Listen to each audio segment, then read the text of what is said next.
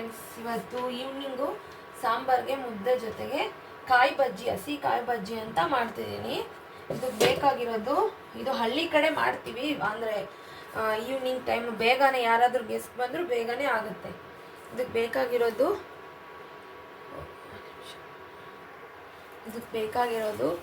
ಕಾಯಿ ತುರಿ 1 ಬೌಲು, ಕಡಲೆ ಒಂದು ಒಳ್ಳುಡಿಯಷ್ಟು ಕಡಲೆ, ಒಂಚೂರು ಹುಣಸೆಹಣ್ಣು, 1 ಸ್ಪೂನಷ್ಟು ಜೀರಿಗೆ, ಕೊತ್ತಂಬರಿ ಸೊಪ್ಪು, ಒಂದು 5 ಹಸಿರು ಮೆಣಸಿನ್ಕಾಯಿ. ಬೇಕಾದ್ರೆ ಖಾರದ ಪುಡಿ ಸಹ ಹಾಕೋಬೋದು. ನೆಕ್ಸ್ಟು ಧನಿಯಾ ಸಾಂಬಾರು ಪೌಡ್ರು.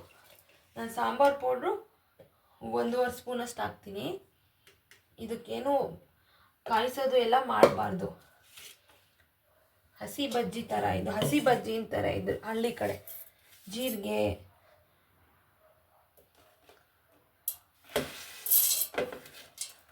ಕಡಲೆ, ಹಸಿರು ಮೆಣಸಿನ್ಕಾಯಿ ನೋಡ್ಕೊಂಡು ಹಾಕ್ಕೊಳ್ಳಿ, ಹಸಿರು ಮೆಣಸಿನ್ಕಾಯಿ. ನೆಕ್ಸ್ಟು ಕಾಯಿ ತುರಿ ಎಲ್ಲ ಹಾಕ್ಕೊಂಡು ರುಬ್ಕೊಂಬರೋಣ. ಬೇಕಾದ್ರೆ ಒಗ್ಗರಣೆ ಕೊಟ್ಕೋಬೋದು, ಬೇಡ ಅದನ್ನು ಮಾಡೋ ಅಂಥದ್ದೇನು ಬೇಕಿಲ್ಲ, ಹಂಗೇನೂ ಸಹ ಮುದ್ದೆಗೆ ತುಂಬಾ ಚೆನ್ನಾಗಿರುತ್ತೆ. ಅಷ್ಟೇ, ಹಸಿರು ಮೆಣಸಿನ್ಕಾಯಿ ನೋಡ್ಕೊಂಡು ಹಾಕ್ಕೊಳ್ಳಿ.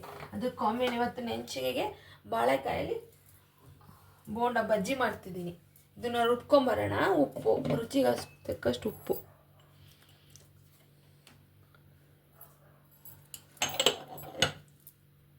ಆ್ಯಂಡ್ ಅದಕ್ಕೆ ಒಂದು ಗೆಡ್ಡೆ ಈರುಳ್ಳಿ, ಒಂದು ಸಣ್ಣ ಗೆಡ್ಡೆ ಬೆಳ್ಳುಳ್ಳಿ ಸಹ ತೊಗೊಂಡಿದ್ದೀನಿ. ಎರಡನ್ನೂ ಸುಟ್ಕೊಳ್ತೀನಿ ನಾನು. ಸುಟ್ಟಾಕಿದ್ರೆ ತುಂಬ ರುಚಿ. ನೋಡಿ, ಈ ಥರ ಜಾಲರಿಯಲ್ಲಿ ಸುಟ್ಕೋತೀನಿ ನಾನು.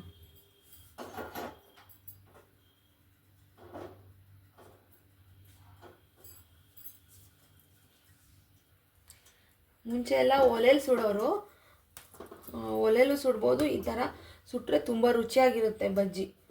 ಇದಕ್ಕೇನು ಒಗ್ಗರಣೆ ಹಾಕುವಂಥದ್ದು ಏನೂ ನೆಸೆಸಿಟಿ ಇಲ್ಲ, ತುಂಬ ಚೆನ್ನಾಗಿರುತ್ತೆ. ಇದಕ್ಕೆ ಮುದ್ದೆ ಮಾಡ್ಕೋಬೇಕು. ಸುಟ್ಕೊಂಡು ರುಬ್ಬಕ್ಕೆ ಹಾಕ್ಕೊಳ್ಳೋಣ.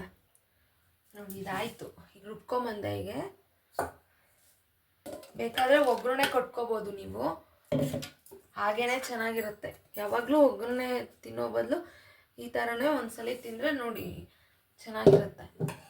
ಸ್ವಲ್ಪ ನೀರು ಆ್ಯಡ್ ಮಾಡ್ಕೋಬೋದು, ಬೇಕಂದರೆ ತುಂಬ ಗಟ್ಟಿ ಇದೆ ಅನಿಸಿದ್ರೆ ಸ್ವಲ್ಪ ನೀರು ಆ್ಯಡ್ ಮಾಡ್ಕೋಬೋದು. ಬಿಸಿ ಬಿಸಿ ಮುದ್ದೆಗೆ ತುಂಬ ಚೆನ್ನಾಗಿರುತ್ತೆ. ಇದೇ ರೀತಿ ಜೀರಿಗೆ ಬಜ್ಜಿ ಸಹ ಮಾಡ್ಬೋದು, ಮತ್ತು ಕಡಲೆ ಬೀಜದ ಬಜ್ಜಿ ಸಹ ಮಾಡ್ಬೋದು.